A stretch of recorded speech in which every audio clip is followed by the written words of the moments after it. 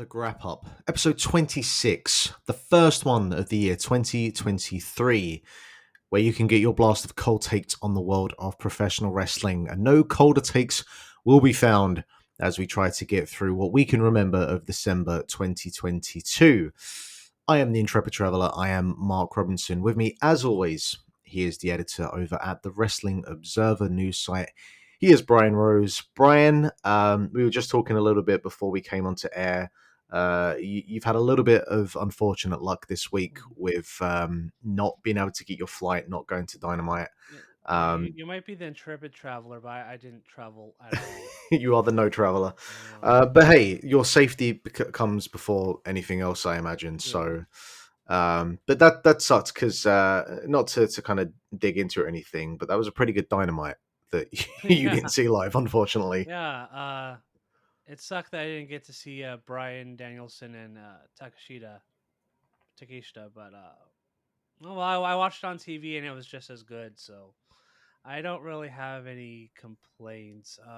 It sucks I didn't get to go, but there's always WrestleMania weekend. That's a couple of months away, and there's apparently going to be a ton of stuff going on that weekend, so I'll look forward to that. Do you have anything like booked for Mania weekend yet, or is it all to be No, figured out? it's very much all to be determined. Okay. It's a matter of determining what I want to do that weekend and getting the time off to do it.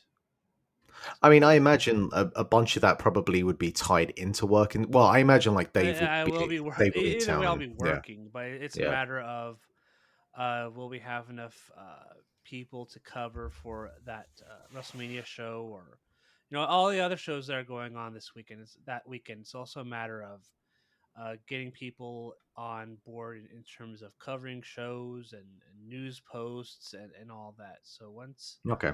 once I get all that figured out, I'll probably have a better idea of what I'm doing that weekend. Okay, cool. I have no idea, like, because usually I have to plan those sorts of things around work and whatnot. Yeah. But I'm now unemployed, so my schedule and the way that I approach these things, I haven't had to kind of contend with how I'll approach a late night pay per view yet. Because the only one of note was the Tokyo Dome, which is like the one side of wrestling that us British and Euro and Irish folk get That's to true. enjoy in the morning. So, um, I'll probably start for bits and pieces over Mania weekend. But I'm also like nearly 35 now, and those late night wrestling viewing habits that I once had, I can't hack it the same way I used to. So, I used to remember being so excited to stay up all night and watch the G1 and stuff like that. And when I covered that Wrestle Kingdom show, it's like, okay, this is a very good show. It's probably gonna get a lot of votes for show of the year, I would imagine, especially based on that match, which we'll talk about next month. But I am feeling my age at this point. It's like I'd rather just go to bed and watch it in the morning yeah. than than just stay up all night until 5 o'clock doing posts. And it's like, uh, but that it was a great show. But I'm just Yeah. tired. And next year it's going to be on what is it? Is it going to be Thursday morning? Yeah, so it's going to be there's going to be a AEW Dynamite, then a few hours later the start of Wrestle Kingdom 18. And that's going to be a very That hellish sounds like that sounds great. That sounds schedule to like great cover. fun. Yeah, I am Yeah. so excited. Very excited to do all that. And on top of that, there's probably going to be a Wrestling Observer Radio, and then Yeah. Well, I just want that's to. a year away. That's a year away. Yeah, that's so much going to happen between now and then. I just want True. to quickly again say a big thank you to Joel Pearl at Joel Pearl on Twitter from over on Oh yes, Fightful, who helped us out with our end of year Grap Up Awards. Both absolutely. parts of that are available on your podcasting platform of choice, but you Yes. probably already know that because if you're listening to this, you know where we are, you know where to find us. And yeah, I really enjoyed it. I got some good feedback from some folk, and yeah, overall, I had a really good time with that. So, um, yeah, Yeah, just 2023 brings more wrestling that needs to be watched, and we're 2 weeks into the year, and there's already a ton of stuff that I've had it's to already catch up shaping up to with. be way more newsworthy than 2022, which was a very newsworthy year. Just Even a though the bit. biggest news, even though the biggest news has already been kind of like rescinded, I guess. I don't. Well, I feel like Do, that news. do we It's want to talk about that since there's kind of stuff going on in December that led to this? Yeah, I guess we can speak a little bit about it because it all sort of bleeds over to some degree. But obviously, the news of Vince performing a hostile takeover of sorts of his own company, because I guess that was kind of one of the questions was, all right, he's gone away now of his own accord, but he does technically still own the company. Would he at some point try and come back in, and how would that look, and how would that work? Um, but it's happened in a way where he's basically threatened to hold the company hostage in regards to like the media rights that are coming up in about 3-4 months or so, and basically been you will put me back in charge, otherwise I'm gonna put an in-exa on any negotiations, um, which the company at this point, that is their bread and butter, that's where they're making their money, other than obviously the Saudi deal. So um, it's a smart play by the man. It's a fucking sneaky one, but Yeah, well, that was probably his out when he decided to resign. Was, well, if I ever want to come back, I always have this to pull, and then he pulled it, and and it pulled it. worked. He did indeed. Yeah. So the news was coming out over the last couple of days, or rumors of potential buyers, potential bidders. There was the kind of thing that sent Twitter into a frenzy for about 24 hours about a potential purchase by the Saudi Arabia Kingdom. There was also reports of Endeavor that own UFC. There's even today been, as of this recording, about Tony Khan and his dad being interested, which like I cannot see a world in which Vince McMahon would sit down and like even No, entertain an offer by AEW or Tony Khan or whatever that presentation looks like. Yeah, I mean, just overall, like, kind of broad thoughts, and obviously, you've probably listened to Dave and had to kind of recapture, gather his thoughts and hmm post them and whatnot. So, like, from your side of it, I guess A, what do you think of it, and B, do you have any? What is your kind of snapshot thoughts about what is going to happen here? well, my thoughts are that it was a great move on his part. I mean, it's great news for everybody, but everybody except for Vince McMahon, or it's great news for him and bad news for everybody else.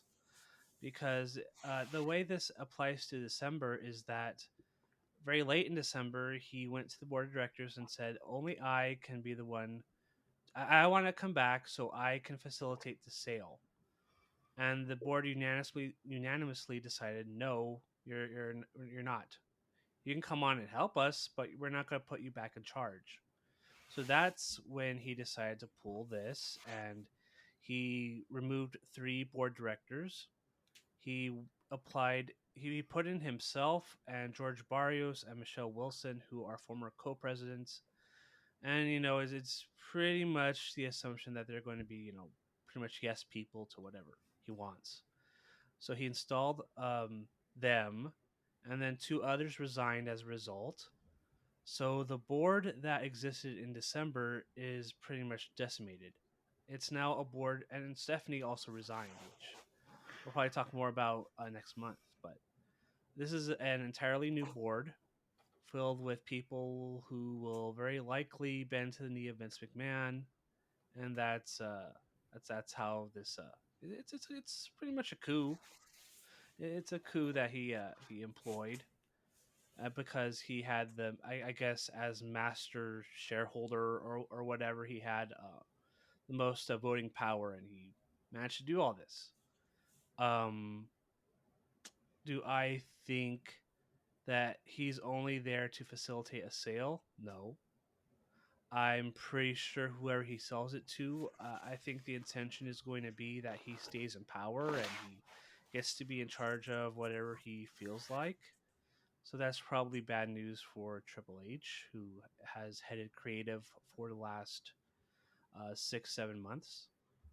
And it's probably bad news for people who just signed in the last 6 months thinking, Vince McMahon was gone. He's not. Um, so that's probably bad news for them. It's probably bad news for people who signed with thinking, maybe I'll have a push, maybe I'll get to have a little bit more creative. And even those within the company, I'm sure they're feeling a lot better now that Vince was gone. But now that he's back, I mean, what's going to happen now? So there's a lot of people right now in that company, I'm sure, that are very bewildered by the developments and are wondering like what's going to happen to my career. And the thing is, nobody really knows because now that Vince is there, it's like, well, when is he going to pull the trigger and do this? When is he going to do that? And the question is, we don't know. Nobody knows who WWE is ultimately going to sell to. I mean, there was rumors aplenty on Tuesday about the Saudis finalizing a deal with WWE, and apparently that didn't happen. Um, but where it goes from here, I mean, I don't know, but it's very, in a way, it's kind of unstable right now in WWE. Like it was a sure thing, this time last month that Triple H was firmly in charge of creative, and Vince was gone, and Stephanie was there, and Nick Khan was there as co-CEOs, and now none of that is for sure. Everything's up in the air, and there's no real timeline as to when everything's going to settle down again, and we know who's in charge. But the prevailing notion, I have to think, is eventually Vince McMahon is just going to take charge of everything again. I mean, I know the word is that he's only there to facilitate a sale, and Nick Khan is still in charge, and Triple H is still in charge of creative. But then again, you have to look at last Friday on SmackDown, where it was said in a backstage meeting that Stephanie and Nick Khan weren't going anywhere, that Triple H was in charge of creative, and that they're all going to be in their same spots. And then Tuesday happened, and Stephanie's just gone. So everything's up in the air. We have no idea what's going on, and it's all because of Vince McMahon, which so it tells you a lot about him. Yeah, I do think that the current nature of things is anything that's reported or anything that you read, you have to take with a grain of salt because Yeah. what you read one day will be completely different tomorrow, such as the nature, the tornado that is Vince McMahon. Yeah. Um, yeah, it's like for talent, and this is the thing that was I hadn't really given much input because who gives the fuck about my opinion, but I was seeing a lot of people on Twitter talking about the talent and what they would do, and if the company was sold to the Saudis, how talent would react, and they should take a stand, and it's like, okay, Y- well, I if, want to kind of just jump in and say something. I don't want to be the one who buries talent because there's a part of me that feels bad for them because they're always put in the situations, and in that company, the talents are usually the last told about everything or anything. But these a lot of those people were held up in Saudi Arabia, and when they finally got home, it wasn't like they all complained to Vince McMahon and threatened to leave. yeah, So what exactly is going to make them do that? And the answer is I don't know.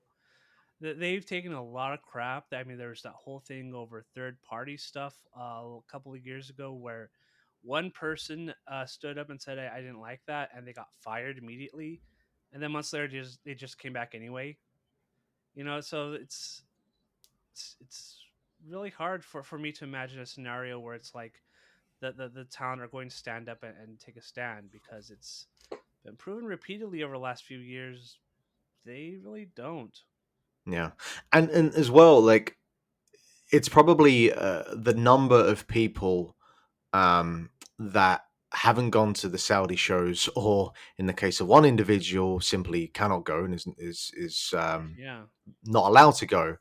And if you're saying who's going to take a stand, was like, well, if anyone was going to take a stand, they would have never gone to this, would have not been going to the Saudi shows in the first place. And Yeah. again, that number is very small of people that have decided not to, for whatever reasons they may be. So if you want to use that number to determine the people that then would decide that they wanted to take a stand, well, to be quite honest, I am of the notion that if you've got 2 years on your contract, you see that fucking thing out and you make your money, and then at the end of it, like, I get the idea of the sort of like noble idea of like, oh yeah, I'm opposed to this and I'm going to go sit home for 2 years, and it's just like, no, why would someone do that if they've signed for the contract? And yeah, they might not be happy about it, but it's like, if it was me, I just do those 2 years. I just, if I'm that morally opposed against it, I'm still going to take that money that's coming my way. Um, and then, in those 2 years' time, or at the end of those 2 years, then make my leave. But the idea that anyone should shortchange themselves because of this like, I understand it from a noble aspect, but look, the company signs you for that amount of money. Fucking take the money, and then at the end of the contract, then be on your way. But no one benefits if you decide to sit home for those 2 years. Like, absolutely no one does, including the person in question. This However, is not gonna WWE doesn't let people go. no, And no, maybe the you will sit Triple H home era for those does. for that I time. don't know, but it was a few months ago, a few last year, where it was like nobody was being let go because nobody wanted to see them go to AEW or elsewhere. But now, I don't know for sure, but I'm pretty sure that's still the standard. I'm pretty sure nobody's going to be let go. I think the only people who decide to let people go are WWE. Yeah, well, this is the thing, because we did see before the transition to Triple H that people were being fired just left, right, and center in various Yeah, degrees. Um, Mostly people that were called up from NXT 1 minute and then fired the next. yeah. Um, so, as again, if you are sort of like in the camp of, well, I don't want to be here anymore. I mean, hey, if Vince comes back in charge and creative and control, give it 6 months and you'll probably be fired anyway. So, you Yeah. know, just ride that fucker out.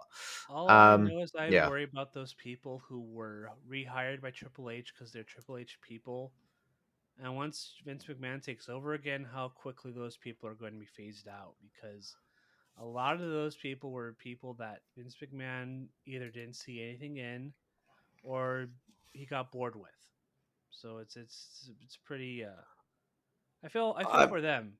well, I I mean, do. being It's a tough being situation. being as brutally honest as I can, I think it would be fair to say that a significant portion of those people that Triple H has brought back have been a bust. Yeah, There's been very few of those people that have made I'm any. watching those shows and it's like dead. Let's be A honest, lot of them. Hero not exactly batting 1,000. No, Um, no. I thought there's something with BFAT, but even with that, it's like they're just there, and Top Doll is not good at all. They're no, not they're not hot act. No. no. Well, across the board, like carrying Cross, that's not really No. working out. Bray Wyatt, People react to him, but I cannot stand this shit. I'm sorry. yeah, I put out a poll sometime last month where it's like, do you think any of this is good? People are like, yeah, I like the character. I want to see where it goes. And I'm like, I don't. I don't want to see where it goes. This past Friday, he sat in his old rocking chair and said all of his old catchphrases, and it's like, I don't care. I I don't what care I about really want being to know. dinged. I don't care about anything. What I want to know What is, the like, heck? when Triple H was deciding that he wanted to bring Bray back, was he at the time thinking, all right, I've got it. Bray Wyatt and Eli Drake. That's going to be the money feud. That's the thing that's going to bring the masses in. Because like someone has to be in that room and it's like, Paul, what the fuck are you doing? This is not I going to think work. his idea was, you know what? All this Bray Wyatt stuff's kind of gone out of hand before, but I'm the one who can do the spooky stuff, but also keep it in check. And the problem is that this storyline is so slow developing. I do not care about Uncle Howdy. I don't care about Lady Fiend. I don't care about what Bray's thinking this week. I don't care about the Pitch Black match sponsored by Mountain Dew. Pitch Black. I don't care about any of that. It's They've all gone. very bad and campy. They've gone from Bray being bad to being boring, and I feel like that's an Yeah, even worse sin it's than a the very peak. very slow moving storyline, Yeah, and it's too slow for me to really think, well, I can't wait to see where this goes. And even then, it's like the execution of all this. It's I don't care where it goes. It's very bad. And I liked WWE when Bray Wyatt wasn't there every week being rambling and mysterious and brooding and whining and crying. I don't care. I don't and as well, I think that because someone could make the argument that it's like, well, the bloodline feud has been slow moving and has been slow moving That's for even good. longer, and it's well, That's there's two factors the involved. intrigue there. You've got way more moving parts there, so you can bounce from Yes. Sammy one week to the Usos next week to whoever. But two, yeah, you have good talent in there that are compelling, and Yes. you can have Sammy go out there for 10 minutes and cut something that has a little bit more bite to it and engages you in a way that no fucking part of this Bray LA Knight storyline is in any way whetting the appetite, shall we say. But No. anyway, we'll leave that at there. And I'll start, if you can cast your mind back all the way to early December with NXT's Deadline and the Iron Survivor match, which on the surface, a lot of people, myself included, looked at that as a so you're doing some sort of like King of the Mountain thing here. Is this what we're going for? This is what's gonna It kind of reminds me of like the scramble match. You remember scramble match from like 10, 15 years ago where it's Unforgiven like 2008, that yeah, very small window where the Brian Kendrick was WWE yes, the Brian champion. Kendrick WWE champion.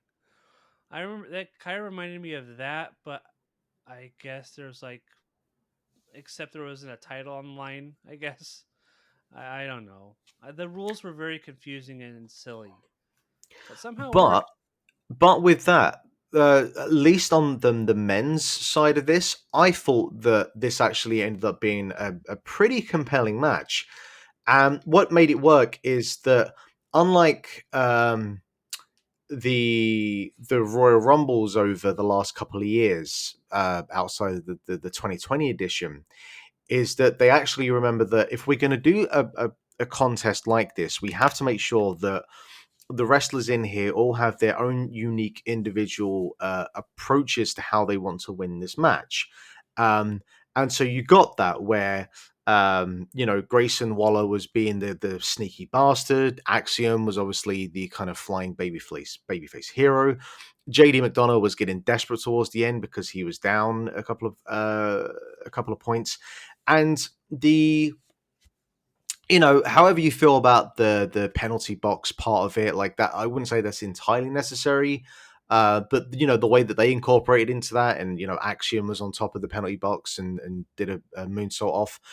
I thought overall that by the end of the match, you had a fairly compelling match where Grayson Waller gets, I think he gets like a double pin, and then he's running around the ring and on the evasiveness, the defensive tactic, and I think that it actually works really well. And now I will say that Grayson Waller doesn't really do much for me, and Me either.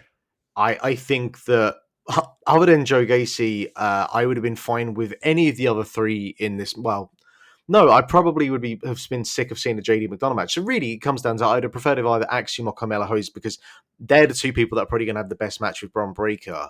Which, a side note, the thing that Braun Breaker needs more than anything else at this point, desperately, is a good fucking match, because they're not happening on a frequent basis, if at No. all. But yeah, I think that this match worked out well. Um, it's one of those things where you see the what makes the match work. If you've got the talent in there, which I think is why the men's one did work and the women's one did not. Um, but yeah, if they bring this back next year, I think that I'm all for it, and it's a unique enough concept that isn't too convoluted in a way that you might think at first that it is. Yeah. I did not watch the women's. I think this was going on the same time as Final Battle. So I was kind of more focused on Final Battle and doing stuff on that. But I do remember watching the men's match, and I remember thinking, this is a very good, fast paced match with a lot of exciting near falls, a good story. A lot of people looked good. I and again, I'm not into Grayson Waller. I kind of get what they're trying to do with him, but I don't know. Do we need another one, another of these types? I think that's the question with Grayson Waller. I don't know. But he's good at what they want him to be, which is annoying, and he's very good at being annoying. He's got that down And to a that's T. gonna, yeah, yeah, he does.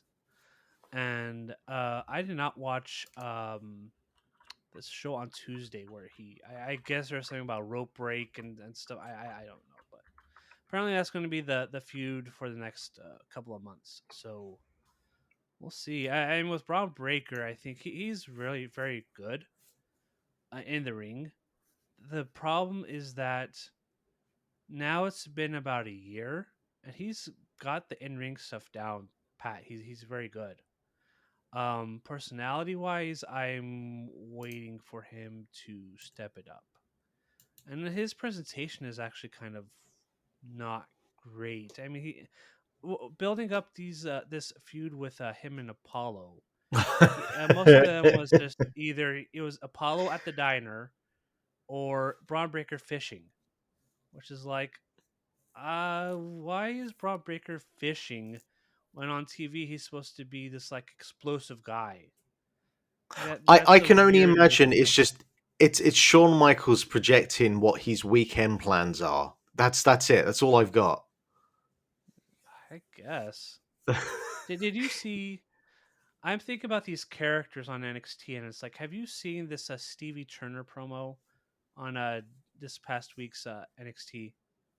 I'm not watching NXT, the Okay, television product, on a weekly basis. If I'm being perfectly yeah, honest, I'm like one of 10 people who do that. But have you noticed the verbiage on NXT? It's a very much like WWE before Vince McMahon left. It's I'm your resident blank blank blank, and it very flowery, very much something that you'd find on a very bad like children's sitcom maybe. Like very weird dialogue that nobody would really say in real life, but since it's WWE or since it's supposed to be entertainment, it's like like they give out very basic shallow characters to start out with. yeah. And this between scripts and between what's the other one I was thinking of? I'm forgetting.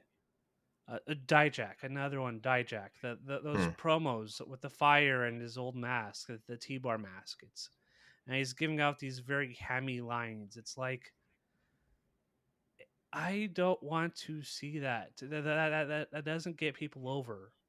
If anything, you just get mocked and ridiculed for saying I'm your resident blank blank blank, and it's like I don't care. He It's also looks very like hammy. Berlin, which isn't going to help him at all. Oh, no, you shouldn't dress like a Berlin.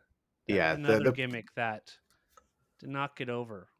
there's the presentation of a bunch of characters. Like Dijak's presentation looks awful. The Isla Yeah. Dawn, um, Oh, I hate that. yeah, The yeah, resident witch of NXT. it's not great. It's not great. It's a blessing that this Iron Survivor match turned out as well as it did because, Yeah. yeah, up and down the And card, that match, I remember seeing that match, and that match sucked on Deadline. the was the Isla Dawn and Isla Alba Dawn and Fire. Yeah, Elbow Fire. Yeah. yeah, yeah. It's not great. It's not a great product. No, it's One thing that I say that has been pretty good was Ricochet over the month of December on Yeah, SmackDown. Um, Gunther, good job. Funny enough, when you let Ricochet wrestle, turns out to be pretty good. He started off the month winning the SmackDown World Cup final match Yeah, against Santos Escobar that that was I a really went good four match. flat on. I thought that they did Yeah, a really good job of playing into obviously Escobar's faction and how they got booted out. And you know, there's a lot of the Zelina Vega that you saw with Andrade, and I was going back and I was watching the NXT takeover where Andrade won the title against Drew McIntyre, and I forgot that that was a really fucking great match, and I forgot about the yeah. chemistry between Andrade and Zelina Vega, and like you can see they're trying to do something similar with Santos Escobar, but it's I don't think it's connecting. Not it's like that. not. Not like with her and Andrade. Yeah, because there was a not quite a like she was the alpha male, like the dominant of the two of them, but she was the Mhm, one that obviously was getting him on the correct course and how she was mhm. involved. I don't know, there was just something about that pairing that really worked. But look, yeah, this is a tremendous match. Obviously, you know, if you've seen these two in Lucha Underground when Santos was King Cuerno. These two just Yeah, have a really strong chemistry together. So this was great. And then, yeah, as you mentioned, Ricochet and Gunther. Again, these are two people that have wrestled in the past. Ricochet is very good at being thrown around by the much larger Gunther Walter. I remember seeing one of their PWG matches, then just God, Walter just beat the shit out of Ricochet. And it was, you know, along those lines here as well.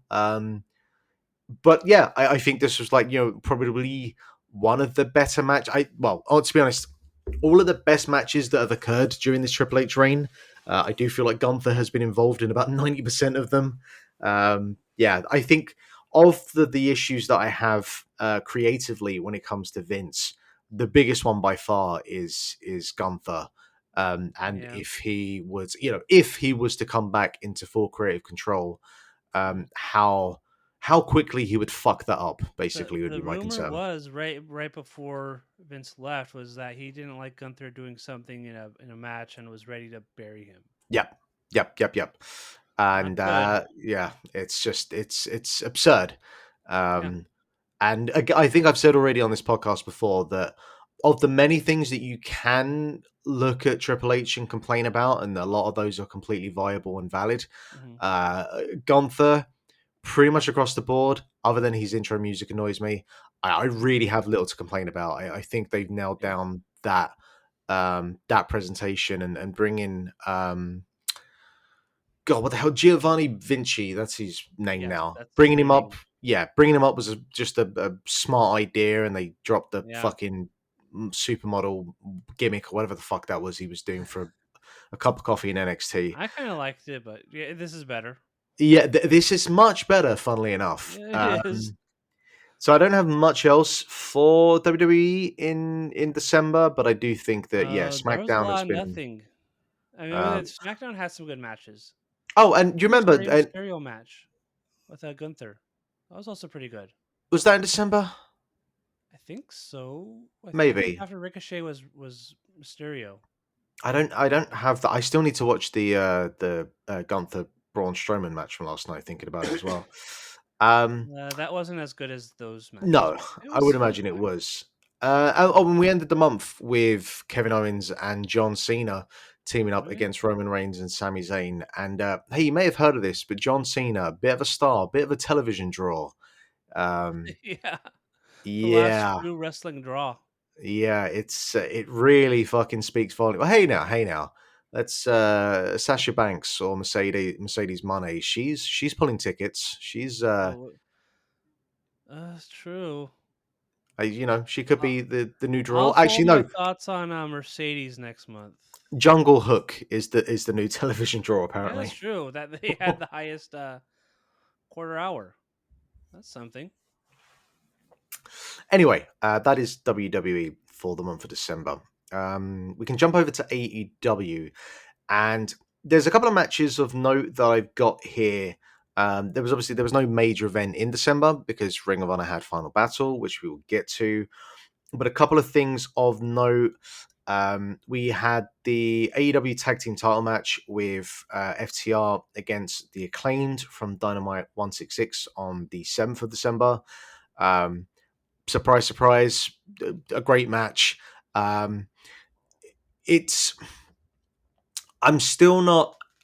I, I do feel like the Acclaimed are one of those teams where they're better without the belt than with the belt. But I also understand that in terms of like the way they come across, the way they're over with the crowds, like I get it, and I'm sure the merch numbers also speak volumes as well. But I do still feel like they're a team I prefer chasing than actually with the belts. So Yeah, yeah, I mean, they've been good in that role. I think they've had good matches. The act is very entertaining.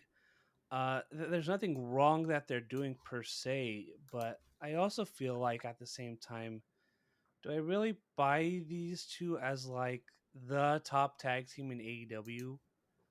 Like both in ring and in terms of personality and stuff. Maybe in personality, I don't know. I mean, there's the Young Bucks, there's FTR, there's all these other teams that I think are better than the Acclaimed, and I don't exactly like buy them as champions. But there's also nothing I can really say that I don't like about them. yeah. It's kind of like weird thing, a weird thing to say, but I'm kind of in that boat. My concern with them as well is because of what the nature of that gimmick is. Um, it's the kind of thing that can very easily turn from, because they went from being heels to being cool heels to that natural transition to baby faces. Yeah. But the problem is at that point, then you ride a fine line where you can quickly go from being baby faces back to heels again, but Hmm. the wrong side of being heels, where you fall into the X Pac. I might even say at X this Pac point, Heat. X Pac, Seth Rollins heat sometimes that he suffers Yeah. from. Um, so that's my only concern with them. I don't think we're there yet.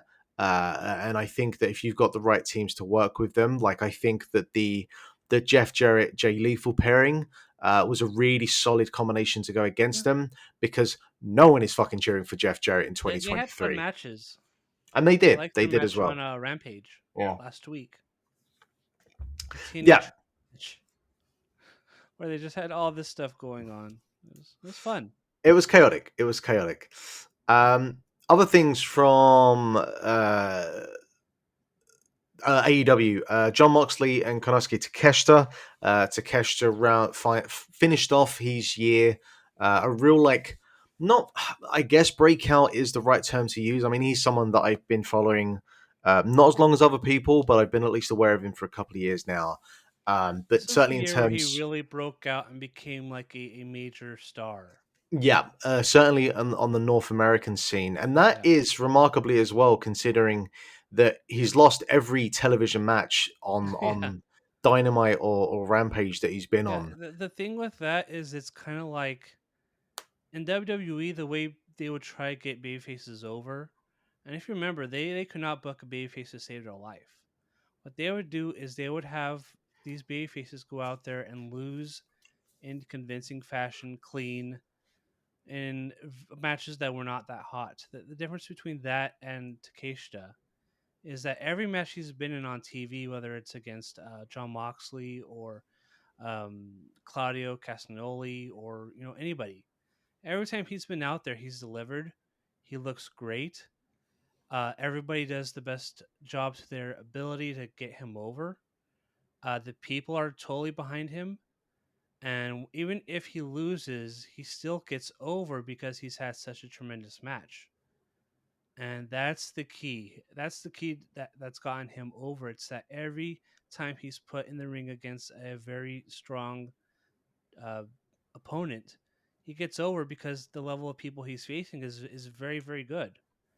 So that I think that's one of the reasons why he's gone so over, even though he hasn't won any matches, and really he should be winning matches soon on TV. But um, one of the reasons why he's gone so over is because he's just they've done everything right in getting him over. Yeah, I think I that's will a say The one thing that I guess has kept there's the two things that have kept him over with the crowd, even though his win loss record is what it is. One is that all of his matches have been thoroughly entertaining, and I think that is the pivotal Yes. thing that he's not going out there and losing in a 3 minute squash. Yeah. It's an incredibly competitive match. But the other thing as well, and I don't have his list of matches there in front of me, but I'd be fairly certain that most of his matches on Dynamite or Rampage have been against top tier wrestlers, or certainly like upper tier wrestlers.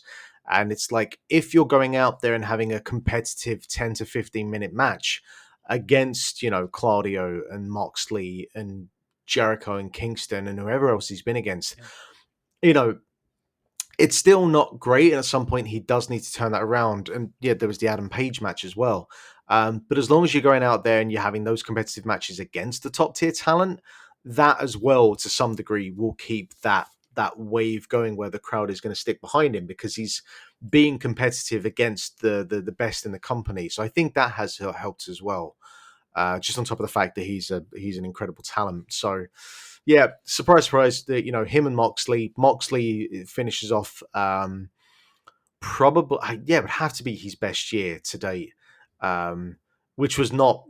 I mean, even if he'd had that break that he was meant to have after All Out, he still would have had a really strong year. But the I fact that he was Yeah, I was pretty sure he was. I was gonna vote for him wrestler of the year by like the fall. It had become very certain that I mean the top three were him, not Jericho. He was number four. Him, Will Osprey, and Roman Reigns. And I just thought he out of all those three, he had the strongest year in the ring. So I went with him. yeah, it's a strong shout, and yeah, just really excellent stuff. A couple of other things of note before I get to the big thing with AEW. The one other thing on the 12/28, Moxley again, him and Claudio Castagnoli against Dante Martin and Darius Oh Martin. yeah, Probably my favorite top flight match to date. Obviously, there was the kind of first one they had with, I think it was the Bucks early on, that really kind of cemented them. But this was a much more like nastier, grittier affair where Top Flight came out swinging, and I love the fact that this match ended with Claudio just getting pissed off and hitting that just really nasty European uppercut. Very like King's Road, strong yeah, style, finishing off with like a really hard clothesline, that sort of approach. And yeah, just if Top Flight keep that up, and fingers crossed Darius can stay fit and healthy for 2023, uh, yeah. should be a really fun year for Top Flight, because That they bring an injection to that tag division, which is stacked, but they offer just something a little bit different. yeah. That was a great match. Top Flight are definitely a team that I think is worth investing in. They are both very great. When Darius got injured, Dante stepped in and was really fun to watch. Whenever they put him in big time singles matches. Um, they're going to face the Young Bucks this coming week on Dynamite, and that's going to be a great match. That was the match that put them on the map. Them and the Young Bucks. So that's going to be exciting. Yeah, I mean, I'm very much into that team, and I hope everything comes together for them this year. They had a lot of setbacks last year, so I'm looking forward to seeing what they do this year. I think they will be a very strong team to watch. Yeah, and we've seen this with Moxley a little bit, and this match with Claudio. There's this. It's not a heel turn, but there's a grittier side to them, Yeah, and I think there's some really exciting stuff that hopefully will come with that. Obviously, it seems like Moxley's going to be taking that well deserved break now, which he's been maybe. waiting for a while. I think when was he supposed to start at the fall? I think the after All Out, and then Yeah, the fight happened. yeah. Yeah, The other thing that's been happening over the course of December and finalized with this last week on Dynamite is the best of seven series between the Elite and Death Triangle, Yeah. and they've not been the seven matches have not all been the same. We've had They Falls try to do Count, things and differently, and I yeah, do admire them for that. we had a couple of standard matches, which then turned it. We had the no disqualification match, the Falls Count Anywhere, and then the ladder match on Wednesday. And I wouldn't say that I've watched all seven matches and thought that all seven matches were match of the year contenders. But I do No. think, in particular, I think the storyline across the seven of them, I think, has been very effective. Yes. Where you've seen, the way the matches have played out, where you had like, the way that Ray Phoenix decided to use the hammer in the first one, and how it's evolved from there. Um, but I think that the New Year's Smash Falls Count Anywhere match in particular was just what you would expect a Falls Count Anywhere match with these six to be. That Just was a complete, wild match. I love that match. complete fucking chaos. Yes.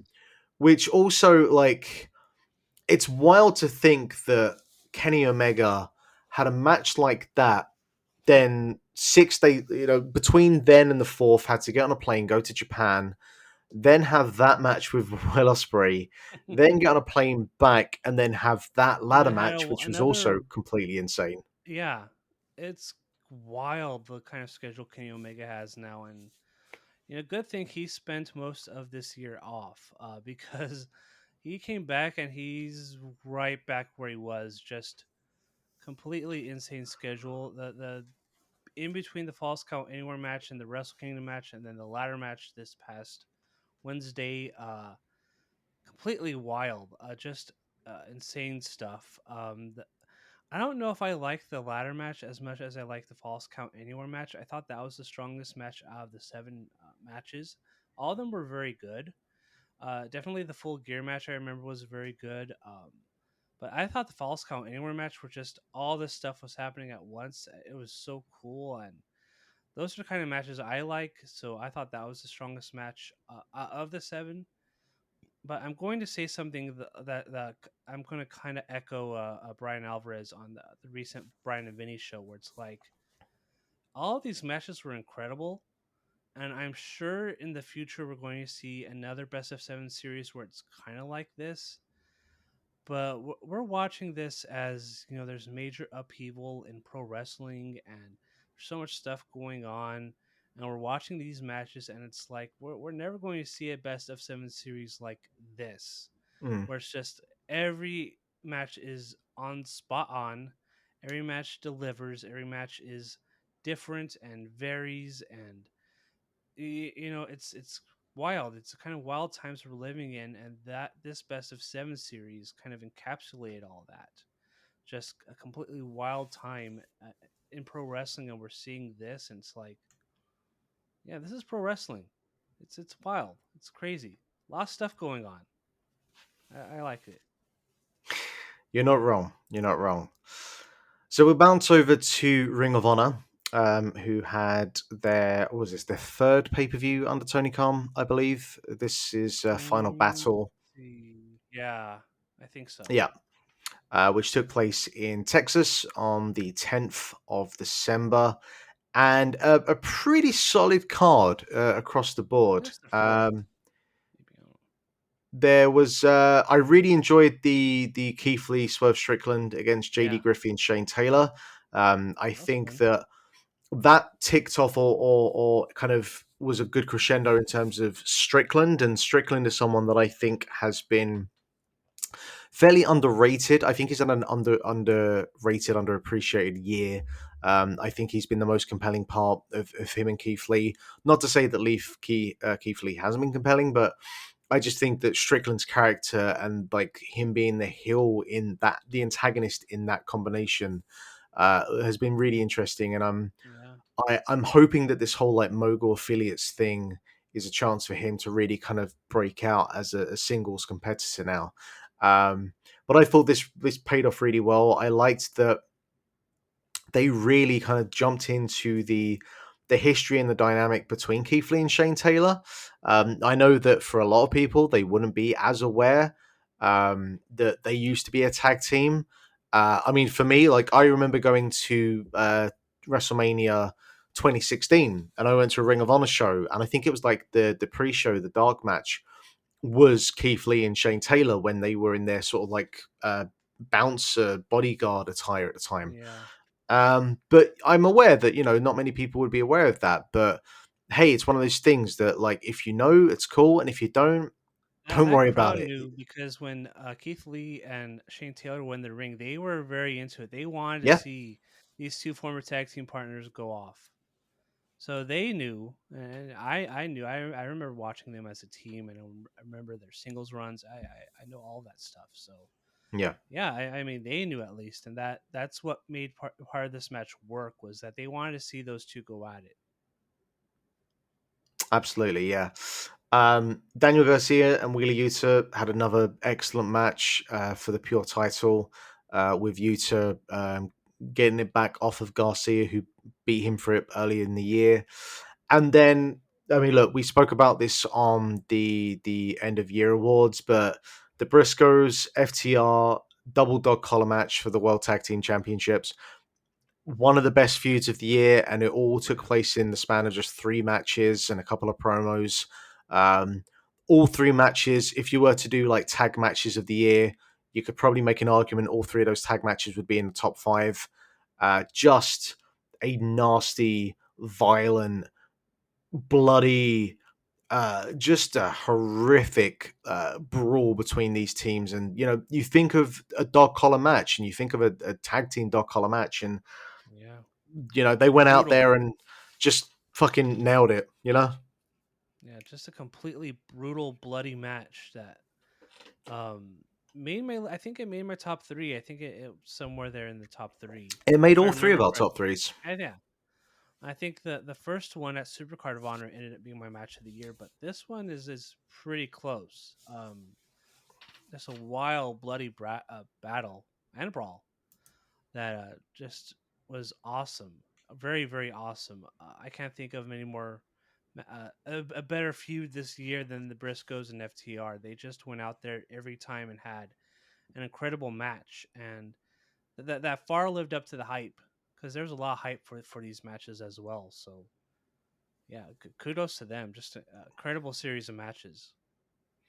What do you think? I guess two things here, right? Because um, one of the things that AEW has missed out on is being able to utilize the Briscoes on their TV, and there's so many missed opportunities there that I'm guessing is out of TK's hand. But um, what do you see is, I guess, the long term play here with the Briscoes? Is it just, look, we'll keep them around, I guess, in Ring of Honor, and that's just going to be their base? Because I'd love to see, I'd love to see Briscoes do more stuff in Japan, but they've been over there Yeah. before, and they've done tours in Noah. They were they're part of the inaugural six-man tag team champions in New Japan with Toriano Oh of all yeah, with people, Toriano. but it's never been like a regular mainstay for them. Yeah. And it just doesn't seem like AEW is going to happen. So it's what is the long term play with them? Is it just they'll be on Ring of Honor when they can, and that's it? Oh, those comments. One of them made. I think it was Jay. A few years ago, really hurt them. Um, I don't know. I guess they can go with Ring of Honor and see how long that lasts. With the stuff on Honor Club. But yeah, I mean, where else can you go? Because New Japan, they have a tag division, but it's never that hot. AAA, I mean, they book their stuff, and 50% of the time it happens. They could go there and probably be all right, but I don't know. Um, and you look elsewhere, it's GCW. It's that they can go and be stars on the independent scene, and they pretty much have since their version of Ring of Honor folded. But I'm guessing there's space for them in this new Ring of Honor, and I'm guessing that's probably where they will be featured for the foreseeable future, and we will see what happens. Personally, I think if I think they've apologized a ton of times over what they've said, and I think it should be all right that go back on TV. Maybe that's not everybody's thoughts on that, but that there has to come to be a time where it's like, okay, we can give you another shot, and I think that should be all right for them to go back on TV. But I mean, I know there's other forces that are like, no, and I can respect that as well. So I don't know what you do with if they can't be on TV and if Warner Brothers Discovery doesn't want them on TV. I don't know about WWE. I think they if WWE wanted them, they would have signed them years ago. I think they were on their way over there when all this stuff happened, and they haven't been invited back since. So I guess that's probably not an option. No, I don't know. I'm guessing for right now it's just Ring of Honor, which is great, but I there's bigger, higher, more higher profile situations they can be in, but can't due to those tweets from years And ago. So also, it really goes without saying that there is no more that those two could do in that company. yeah, I mean, that they're like 13-time champions. unless you want to put Jay back in for another singles title run, there really Yeah, is and nothing else they can do at this point in the company. So that's it's the catch 22. They can be Ring of Honor forever, but they've done everything there. Like, what else yeah, is there? They've been faces, they've been heels, they've been singles champions, they've been tag team champions multiple times. They've been there since the start of the company in 20 years ago, 21 years ago.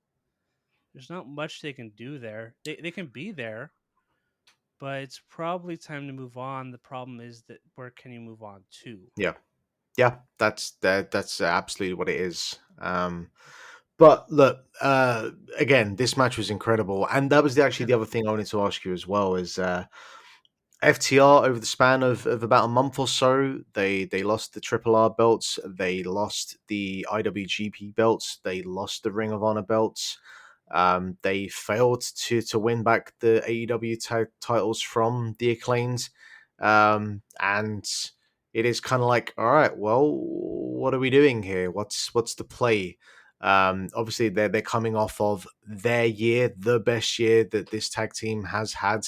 Dax Harwood, you can make an argument, was one of the top 10, top 20 wrestlers of the year. They just had a hell of a year, and I think the story was that their contracts are coming up in the relatively near future, and if WWE came knocking and gave them a large sum of money, look, I'm not going to knock them if they want to take it. Dax is 38 now. I don't know if Cash is a little bit younger, but they are at the point now where if someone comes along and says, "Hey, look, 3 years, here's $1 million or whatever," they'd be crazy not to take it because they've paid their dues, and they wanted to have that time where they could claim to be the best tag team in the world, and they've accomplished that as far as I can see. So, yeah, what do you think? What happens next with FTR?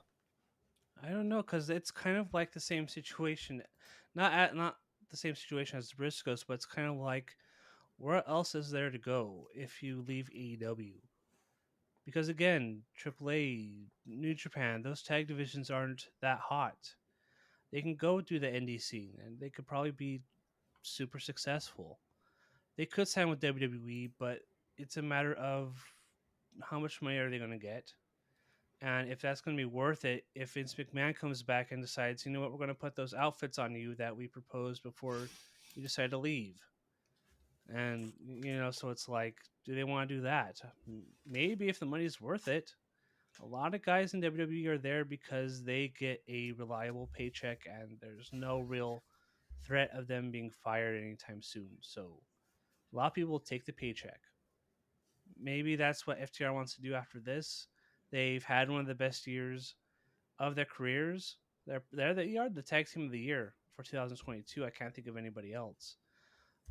Maybe maybe the Briscoes, but they've had better matches than the Yeah, Briscoes this year, and even it's the Young between. Bucks and Yeah, Death for me Triangle, it'd be between FTR and Aussie Open, but I think that Aussie just Open yeah, I just also think had a that very good year, but FCR had the better year.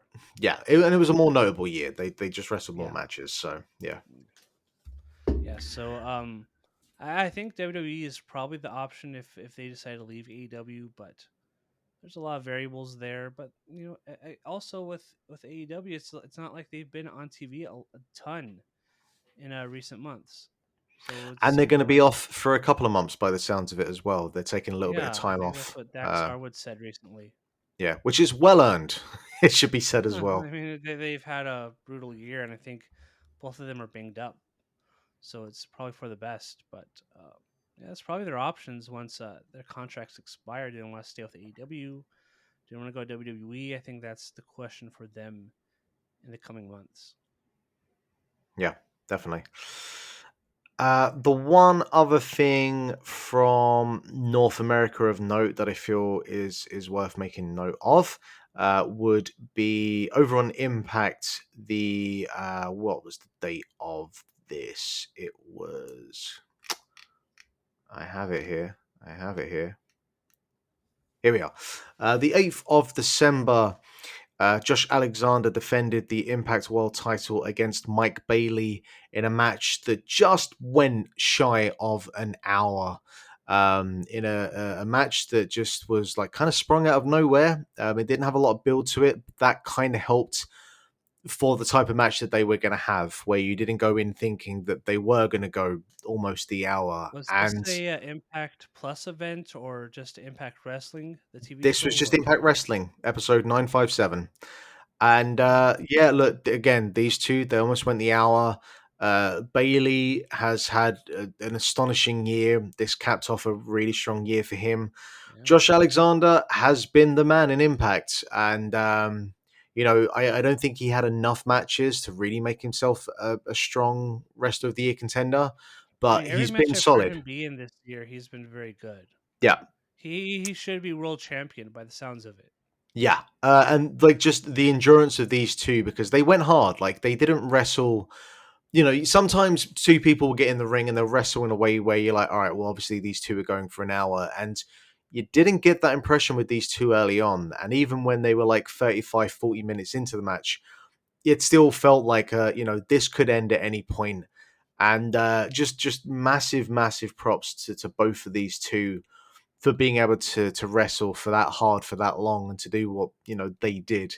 So really worth going out of your way if you haven't. Put an hour aside, sit down with a cup of tea and whatnot, and just watch two in the best of the world do what they do. It really capped off as well for Impact, and we'd spoken about this on the end of year as well that they had kind of like Swerve Strickland. They had a sneaky good 2022. But for them, and we've spoken about this, that the problem that they have is just getting the eyeballs on them, Yeah, because they, for me, there's too much product, the products, the but wrestling, it was better than WWE this year, but probably it just, if you haven't got the people watching, what can you do? But there it's a seems like there's a struggle there if you don't seems like access. there's a bit of momentum in the, like, if you look on Cage Match, which obviously is a very Mhm. small parameter to use, but they had their best year like ratings wise, and it does seem like people are jumping in to watch the bigger shows. Yeah. um and I guess that's at least a net positive, but hmm yeah, I don't know what they can do about the week to week stuff. There's two problems with Impact and their potential for growth. One, they're on Access TV, and even their parent company bought Access TV with the intention of putting them on television every week, and for that's a positive because there's very little chance that that show's going to get canceled anytime soon, if ever, really. The problem is that no other company is going to ever be interested in putting on Impact, and Access is only in so many homes, and as a result, you're only going to get 100,000 people every week watching that show, and it's probably never going to grow, no matter who they bring in. They brought in Kenny Omega, for a few months, and even then, the ratings didn't go up dramatically. It's a show on a station that isn't well watched, but is watched well enough to where they will do all right every week in the ratings. At least 100,000 people, which is fine for most stations, for most companies, but it's not. They're not in a position where they're going to grow. The other thing is the Friday shows, where they've decided that they have to go head to head with SmackDown and Rampage, which are shows people watch way more than Impact. And as a result, that there was like they had a show yesterday, and it sounded like it was a good show. It sounded like stuff happened. The problem is that they went head to head with SmackDown, and they went head to head with Rampage, and they're not going to get the command or the demand of everybody. They're not going to catch everybody's eye. Everybody else is focused on the shows people watch. Nobody's going to talk about Impact Wrestling that much, or at least if they do, it's not going to be as much as you would if you ran on a Sunday unopposed. So that's one of their issues. I think the next show, Rebellion, is going to be on a Sunday, so that's good. Hmm. Um, but yeah, there's always going to be problems. There's always going to be a limit to how big Impact can be. They're not going to be like they were 10 to 15 years ago, where they had a good a show on a good station, and pay-per-views and key talents and all that. They're running along. They're running along with the money they have and the talent they have, and the talent there is pretty good. And people come in and they have good matches, and they're very good, but they're always going to probably be at that level where they only get about 200 to 400 people for these shows, and it's always going to be that level until something dramatically changes. Yeah, you've made the point about the Friday slot that they've used for these specials, and yeah, them going to Sunday. I guess we see if that will make a difference. I will, try and figure out if they're doing it as a reaction to how the Friday viewership is. I guess we'll see, but Mm. I do hope that they can have some level, like, as long as they maintain what they've done in 2022. I do kind of wish nothing but the best for them, Yeah, because they've just, yeah, they put a really solid product on in 2022. And yeah, I haven't had a chance to watch any from Hard to Kill yet, but what I did see is that it was a fairly solid show. So yeah, that's what I I will heard get too. around to that. All right.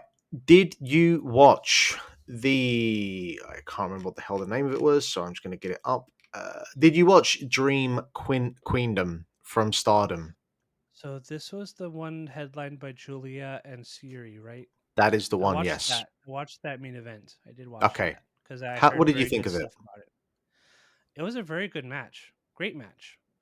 Um, Julia, I've talked about this before, but watching her again and watching her work against Siri, who was also very good in this match. They should have put that belt on her in that match because it was time. I mean I'm seeing Julia and I think it's not just her looks. I mean she looks great. She looks like a main event level star, but she also has a presence, and there's something about her, and I can't quantify what it is or say what it is, but there's something about her, the presence she has. She can be a real big star anywhere. In Stardom, if she goes to WWE, if she goes to uh, AEW or whatever, I think she could be a big star anywhere. She's really good. She has this presence that nobody else has. That's very hard um, to have, and she showed it in this match. It was a wild match. One of the biggest spots I remember was the exploder for I think Julia gave Siri, and Siri fell into the off the ramp and onto the table, the chairs Yeah, off the stage, and that was a real chairs flying ECW everywhere. Taz Bam Bam Bigelow style spot where Yeah, it's like no one wins in this situation. yeah, that was a wild spot. It was almost like that time. I think it was Misawa who gave Kobashi a tiger suplex and off the ramp onto the the floor, which is also one of the craziest spots I've ever seen. Yeah. Um, but yeah, these two had a really, really great main event, and uh, really great way to cap off the year by watching that. I think that was one of the last great matches of the year, and they delivered. They had a really, really good match. Yeah, I went into it obviously delayed, so I had already started to see some of the hype and reviews around it, and it absolutely was a tremendous match. The one thing I will say though is that it really, and maybe this is like the most kind of old man Robinson that I've ever sounded in regards to my wrestling, but it was like the best version of a match of two wrestlers going in there and just doing spot after spot after spot after spot with what felt like no downtime. And I hate to say this because again it makes me sound like an old grumpy old veteran, but this kind of like no psychology to the match. um Mm. and it was, like you can make arguments about why they wrestled the match in that particular way, and maybe there is someone who's more educated on this and like the backstory of these two that could, bring it to my attention. But it was just wrestled at such a frantic pace in a it's the best version of that match that you can do, like not arguing that at all. But even, watching Osprey and Omega like a week later or so, and there were moments obviously in that match where they wrestled at a really fast pace, but there was all of the kind of bits in between and the nastiness and the brutality and like the way that specific spots played out that made that match more compelling because you did have like time between the notes to just kind of like process what was going on. um so again, I'm not saying in any way that I thought the match was bad because it's still just, I guess maybe you could make the argument that that match was what it needed to be for that moment in time, where it was these two, the two biggest stars of the company or the two best wrestlers of the company just going out there and just throwing everything on the line. Maybe that's the case. But it goes without saying that if you haven't seen it, it is absolutely, if you want a jumping on point for Stardom, because I know I've banged on about them quite a bit this year. Start with this card and then just kind of go from there. But yeah, it is absolutely a worth match going out of the way to see. Absolutely, absolutely, a really great match. I don't have anything else I think major of note. Is there anything else that you wanted to bring up I before we get think out we of here? covered everything that was big. I mean, it was very much a month where it's like there's no major WWE event because they're saving everything for this month, the Royal Rumble later this month. AEW just had their big show the month before, so there was a lot of, no, I don't want to say downtime, but it's like there wasn't anything like real major on anything on the TV shows. So there wasn't a I, ton I to cover. Tokyo Dome was this month. So there yeah, wasn't a ton to talk about. I will say I did watch JETO just tap out. They had a tag match that had Dookie and Minoru Suzuki against Jun Kazai and Taramaki Honma, Oh yeah, which I heard about that. basically, I wouldn't say turned straight into a death match, but certainly was the more kind of like physical, violent garbage style sort of match that I've seen Suzuki have in some time. And just seeing fucking Minoru Suzuki and Jun Kazai in the same room is just, Hmm. that's one of those Fire Pro random style type matches. So that was really compelling and worth checking out if you can get your hands on that. But that is pretty much it for And me. also we saw this and the Suzuki gun. Yes, we did see the end of Suzuki Gun. Jesus, Yeah, now I how think about it, sad. yeah. Um, it's interesting, right? Because I I started watching New Japan. I remember like the first kind of big event that I watched was the Wrestle Kingdom, where it was Minoru Suzuki versus Hiroshi Tanahashi. So this was Was just that also as the one with the debut of Okada? that was, yeah, where Okay, Okada that's the returned one at I the end of that remember main event. watching for the first time too. And I remember just being utterly compelled by Minoru Suzuki because he Yeah. was, and to this day, there is no other wrestler that wrestles the way that he does. And if you watch him over the last 10 years, he's probably taken about 4 bumps the entire time. He's just someone who He- engages in like a physical he's one of the striking smartest style. wrestlers in the game because he has some of the best matches every year, and yet he takes very little bumps. Like when you see Minoru Suzuki take a bump, it's like holy shit. Yeah.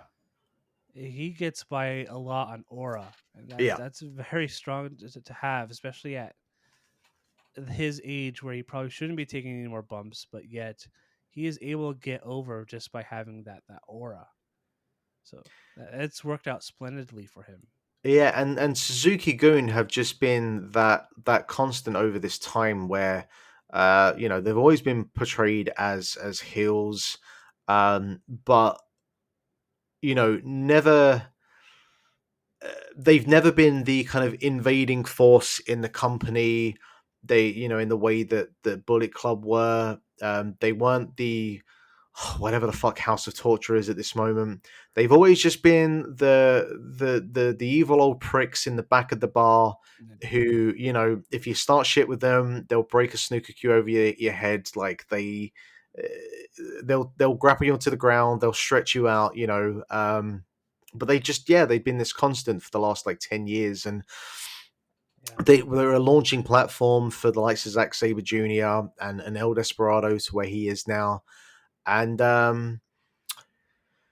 it's just a shock, a surprise, but in some ways it makes sense. Like, I think that Chaos at this point is long in the tooth, and a bunch of yeah, those wrestlers are in desperate need for a change of pace. And we saw that coming out of Wrestle Kingdom and into New Year's Dash, that Zack Sabre Jr. has come back he into joined the TDMK TMDK or fold. TMDK.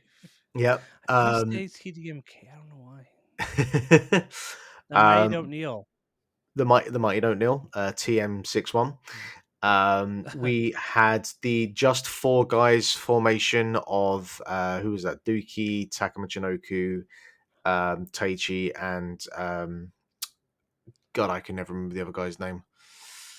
Kanemaru. Kanemaru, that's it. Yes, thank you. Not sure about the stable name. That might need a little bit of work. I like the name. I don't know. Yeah, No, I mean Taichi's good. After I've been up and down Taichi for so many years, at this point I'm fine with him.